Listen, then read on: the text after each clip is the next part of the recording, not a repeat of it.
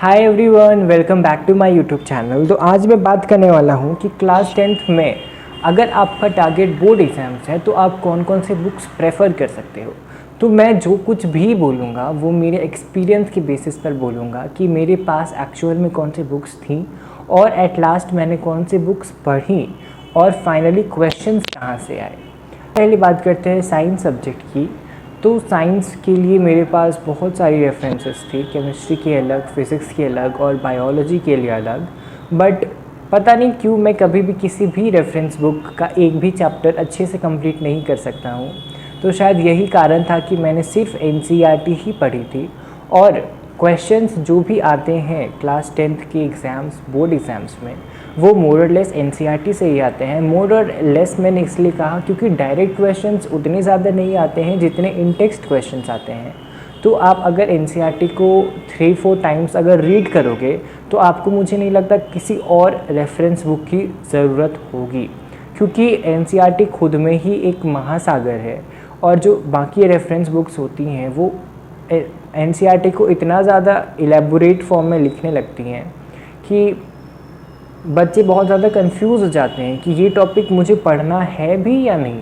हाँ, अगर आप किसी और इंट्रेंस एग्ज़ाम के लिए प्रिपेयर कर रहे हो, किसी इंस्टीट्यूट के इंट्रेंस एग्ज़ाम के लिए, तो आप रेफरेंस बुक प्रेफर कर सकते हो। बट अगर आपका टारगेट सिर्फ बोर्ड एग्ज़ाम से, तो मैं बोलूँगा कि साइंस के लिए एनसीईआरटी इज़ एनफ। अब बात करते हैं मैथ्स एग्ज़ाम की। मैथ्स में मेरे ख्याल से आपको एनसीईआरटी तो मस्ट है, एनसीईआरटी तो बनानी ही है। साथ ही आपको आर.डी. शर्मा में प्रेफर करूँगा बनाने को। आर.डी. शर्मा मेरी फर्स्ट प्रायोरिटी रहेगी। कुछ बच्चे आर.एस. अग्रवाल भी प्रेफर करते हैं, तो आप आर.एस. अग्रवाल बना सकते हो। बट मेरी फर्स्ट जो ओपिनियन होगा वो आर.डी. शर्मा के लिए ही होगा कि वो ही बेस्ट होगा आपके लिए, क्योंकि उसमें एनसीईआरटी और जितने भी बाकी टाइप ऑफ क्वेश्चंस बनते हैं वो सब दिए हुए रहते हैं। From 0 level to the top level आपको उसमें क्वेश्चंस मिल जाएंगे। तो एनसीईआरटी के अलावे you can prefer RD. Sharma. अब बात करते हैं सोशल साइंस एग्ज़ाम की। तो सोशल साइंस ऑलरेडी एक बहुत ज़्यादा लेंदी सब्जेक्ट है, उसमें इतने ज़्यादा चैप्टर्स हैं और हर चैप्टर में बहुत ज़्यादा पेजेस हैं, यानी बहुत ज़्यादा टाइम लगता है एक ही बुक को कंप्लीट करने में। तो मैं ये तो कभी प्रेफर नहीं करूँगा कि आपको हिस्ट्री, पॉल साइंस, ज्योग्राफी या इकोनॉमिक्स के लिए किसी और रेफरेंस बुक को पढ़ने की ज़रूरत है। एनसीईआरटी खुद में, आप जानते हो, यूपीएससी लेवल तक के लिए भी बच्चे एनसीईआरटी को ही पहले पढ़ते हैं, फिर दे गो फॉर अनदर बुक्स। तो क्लास 10th में तो बिल्कुल भी आपको ज़रूरत नहीं है कि आप किसी और बुक से हिस्ट्री या कोई और सब्जेक्ट पढ़ो। तो सोशल साइंस के लिए मेरे ख्याल से NCERT is more than enough. आप ये बात ध्यान में रखना कि आप जब भी एसएसटी के लिए पढ़ने वाले हो तो उसके पेजेस में जो टेक्स्ट बॉक्स में या फिर नीचे डिस्क्रिप्शन में कोई भी ऐसा फैक्ट या फिर कोई एडिशनल जानकारी दी हुई रहती है तो आप उसको भी याद करना, ताकि आपका जो 100 आउट ऑफ 100 स्कोर करने का टारगेट है वो ईज़िली एक्सेसिबल हो। और अगर आप चाहते हो कि एनसीईआरटी के अलावे फिर भी एक कोई रेफरेंस बुक अगर आप सजेस्ट करो तो मैंने ऑल इन वन पढ़ी थी। ऑल इन वन में चैप्टर्स तो नहीं दिए हुए रहते हैं, उसमें क्वेश्चन आंसर्स दिए हुए रहते हैं बहुत ज़्यादा अमाउंट में, तो आप उसे ज़रूर प्रेफर कर सकते हो अगर आप करना चाहो तो। एनसीईआरटी पढ़ने के बाद उससे सारे क्वेश्चंस सॉल्व करने के बाद अगर आपको और क्वेश्चंस चाहिए और डेप्थ में जाना है तो you can go for all in one. उसमें बहुत सारे क्वेश्चंस दिए हुए हैं अलॉन्ग विद देयर सॉल्यूशंस, और ज्योग्राफी के मैप वर्क्स भी दिए हुए हैं जो प्रीवियस ईयर्स में पूछे गए हैं। और आपको पता ही होगा कि ज्योग्राफी में जो मैप वर्क्स आते हैं वो प्रीवियस ईयर्स के ही आते हैं, तो आपको बहुत ज़्यादा परेशान होने की ज़रूरत नहीं है कि ज्योग्राफी के मैप वर्क्स आपसे नहीं होते। आप कोई भी प्रीवियस ईयर्स बुक लेकर ज्योग्राफी में जो पूछे जा रहे हैं सवाल उसे आप ज़रूर कर लेना। तो मेरे ख्याल से वो एक पॉइंट तक पूरा आपके नीड को सेटिस्फाई कर देगा। तो आइए बात करते हैं अब इंग्लिश और हिंदी की। हाँ, मुझे पता है कि आप क्लास 10th में हो और आपके नज़रिए में पहले तो सबसे ज़्यादा इम्पॉर्टेंट है मैथ्स, उसके बाद साइंस और कुछ बच्चे एसएसटी पढ़ लेते हैं। तो मैं आपको ये बोलूँगा कि हिंदी और इंग्लिश पढ़ना भी उतना ही ज़रूरी है जितना आप बाकी सब्जेक्ट्स को समझते हो।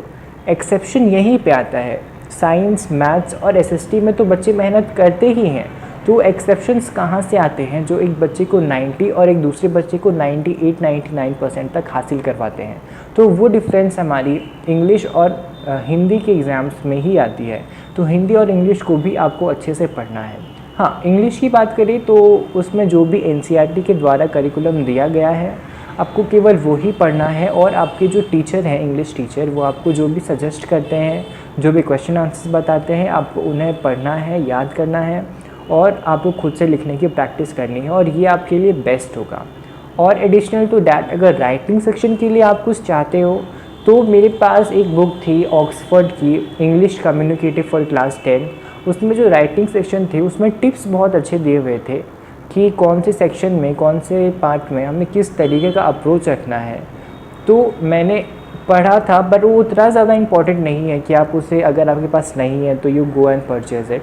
आप नेट पे भी सर्च कर सकते हो कि राइटिंग सेक्शन के लिए क्या क्या टिप्स हैं, तो आपको वो भी मिल जाएंगे। अगर आप चाहते हो कि मैं आपको राइटिंग सेक्शन के लिए टिप्स बताऊं तो आप मुझे कमेंट सेक्शन बताना, मैं ज़रूर एक स्पेशल वीडियो आपके लिए बना दूंगा। अब बात करते हैं हिंदी में।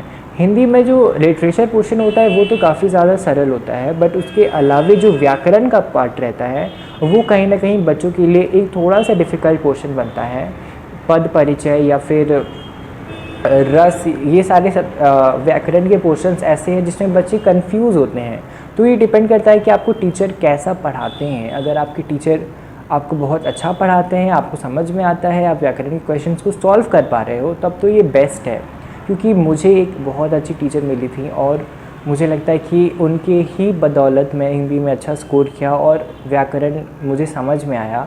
तो आप हिंदी जो भी लिटरेचर होता है उसे बुक्स, अपने एनसीईआरटी बुक से पढ़ना, और व्याकरण अपनी टीचर से एक्सप्लेन करवाना अच्छे से, विदाउट एनी हेजिटेशन। क्योंकि अगर आप व्याकरण सोचोगे कि कम मार्क्स का आता है और मैं इसे छोड़ दूंगा, तो बाद में जो आपकी परसेंटेज का गैप होगा वो और भी ज़्यादा बढ़ता जाएगा। तो ये थे ऐसे स्टडी मटेरियल्स जो आप अपनी क्लास 10 बोर्ड एग्जाम्स को फोड़ने के लिए प्रेफर कर सकते हो।